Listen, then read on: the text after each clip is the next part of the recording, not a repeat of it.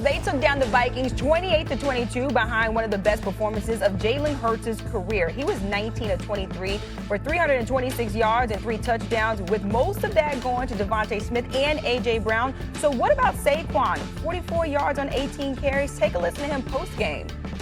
The only thing that matters is winning football games. And however it looks, like, people, I don't get it. Like, people get caught up in how winning looks. Like, winning is supposed to be our team versus their team, and we have more points than them when the clock is at 0. And if it's Jalen dropping back 75% of the time, if that's what it takes, that's what it takes. If it's us running the ball 75%, that's what it takes, is what it takes. Like, obviously, you would love some type of balance.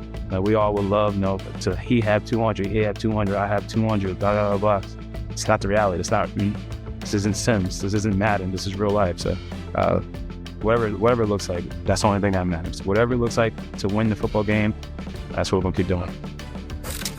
He's right. It's not Madden. It is real life. But Saquon Barkley looked like he was in a Madden game last season. I know that he is kind of annoyed with everyone talking about that 2,000-yard season. However, we've grown accustomed to seeing him run that rock. So, Chris, your reaction to what Saquon Barkley had to say? Well, listen, the best offenses are always going to have balance. And I'm not saying that it's time for the Philadelphia Eagles to panic. I am raising an eyebrow, though, because this Eagles offense at its best is a run-first outfit, and they, quite frankly, just can't run the football. It's not a matter of teams just taking it away. They can't do it. Saquon Barkley hasn't rushed for over 100 yards in one game this season. There is no balance to speak of. They are 28th in rush offense.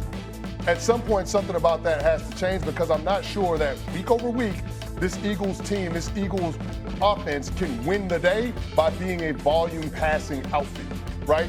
Jalen Hurts, his top 8 passing performances by way of yardage, the team is 4-4 in his career. So exactly 500. So I don't know that what they're doing now, how they're playing on the offensive side of the ball, is sustainable, and they've got to figure out a way to be able to run the football, unlock Saquon Barkley, and get more production on that ground game. Listen, here's the positive. Yesterday, he had a perfect passer rating, and I'm talking about Jalen Hurts in the game. He was phenomenal against the blitz. That's been one of the things. That's been one of his bugaboos, is that he hasn't been a guy that's responded well against the blitz. And we saw with Brian Flores, defensive coordinator of the Vikings, that's one of the things he does a lot. He brings pressure, and they dealt with it accordingly. But ultimately, when I look at the Philadelphia Eagles, I feel like if they want to get to Santa Clara, if they want to get to the Super Bowl, the running game aspect of their offense has to pick up. And I think there's a couple reasons why their running game is real deficient right now. Number one, their offensive line is nowhere near what it was last year. They're not getting the running game aspect of their offense has to pick up. And I think there's a couple reasons why their running game is real deficient right now. Number one, their offensive line is nowhere near what it was last year. They're not getting the type of push that they were last year. That's number one. Number two, they're not running Jalen Hurts nowhere near as much as they did, last year or previous years. Cam, you know this as a dual threat guy yourself. When you have a quarterback that's able to run the ball, it changes the numbers game in the running game. You go from 10 to 11. It changes how defenses are able to defend you. And what we've seen from this Philadelphia Eagles offense, they don't run Jalen Hurts nowhere near as much. And so it affects the numbers game. They're able to stack up on Saquon Barkley. Hell, they're not even really stacking up on him because they can't get the necessary push up front to get Saquon Barkley going. And so until they remedy that, I think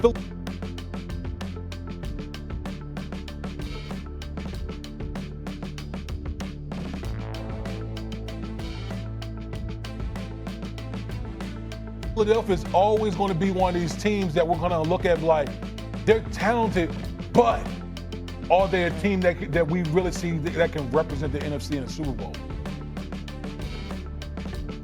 Man, listen, and I know that there's a lot of people got their ears glued to what I'm about to say, and it's not going to. The thing about the Philadelphia Eagles that needs to be said is yesterday's display of offense should be a weekly thing.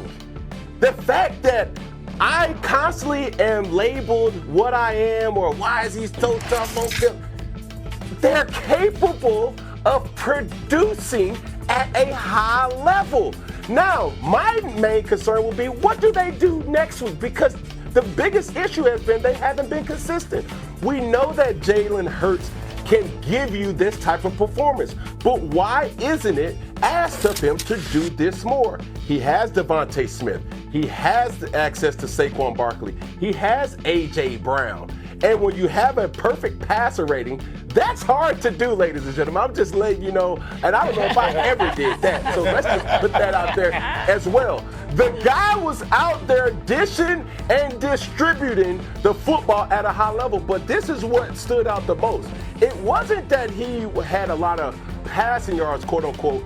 He was making his layups. He was making the, man, you can't miss this type of throw. And that was leading to other throws to feel comfortable with releasing of the football for Jalen Hurts. When you look at in the previous weeks, for Jalen Hurts, he was missing a lot of wide open receivers. That wasn't the case in Minnesota. But when you look at what Kevin Patullo is asking of Jalen Hurts, 1 week he'll throw for 23 times, the next week he'll throw for 35 times, the next week he'll just throw for 13 times. And I'm like, man, where's the consistency at? And that's what's been the biggest disheartening thing watching the Philadelphia Eagles, who has always been a favorite to win the Super Bowl this year, but sometimes they show you and sometimes they don't. I would say this too. I thought yesterday they did a good job of not being as predictable on offense. There were a couple plays, particularly I'll point to the one with A.J. Brown, where the Minnesota Vikings brought an all-out blitz. Okay, and usually through the season they would throw a little slant to A.J. Brown. They've been real predictable in doing those type of things. You know what they did? They said, no, we're not going to just throw a slant. We're going to throw a slant and go. We're going to throw a double move at you, okay, because the cornerback from the Minnesota Vikings was sitting there waiting. Yep. He was waiting on it, and then they had an answer for it. If you're Philadelphia, and it goes to what Cam's talking about, you have the ability to do that every single week because you got two alphas on the outside. Ladies and gentlemen, I want people to understand. Do people understand that Devontae Smith won a Heisman Trophy in college? Like, Devontae Smith is like, he is perfectly capable of being like a #1 receiver. Mm-hmm. And like, so when you have a Devontae Smith or A.J. Brown on the outside, like, utilize those guys. Don't just try to dink and dunk. Those guys are some of the most explosive players that we have in our game, and we saw yesterday in a hostile environment on the road in Minnesota. They were absolutely, they were able to do that yesterday. And I think that's why A.J. Brown has some of that frustration early on in the season, because he's like, hey, I'm here, Devontae Smith is here, why are we not being utilized as much as we should be? But consistency continues to come up, Chris, when you talk about this Eagles offense. How do they find consistency?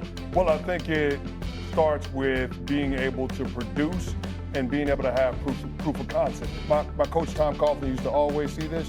Confidence comes from demonstrated performance. They went out there and they showed that they can get A.J. Brown and Devontae Smith going with the vertical passing game. That's going to create some more room for Jalen Hurts to operate underneath with Dallas Goedert, some of those receivers in the slot, and then hopefully unlock Saquon Barkley to some degree. But guys, we also need to talk about that defense coming to the party yesterday too. Yeah. Because they had 13 pressures, 8 quarterback hits, 2 sacks on Carson Wentz, and oh, by the way, the Philadelphia Eagles were able to score without having their offense on the field. Right? Jalen Hunt, pick 6 to the house. So I think that matters. The defense, which was dominant a year ago, has not been the same in year 2 with Vic Fangio. Now, Jalen Carter has been banged up. Some guys on the back end have had some issues, so we'll see what ends up happening moving forward. But that defense has also got to step up in a big way if the Philadelphia Eagles are going to get back to where they were last year. Yeah, it feels like this team is trying to get back on track. Go ahead, Kev.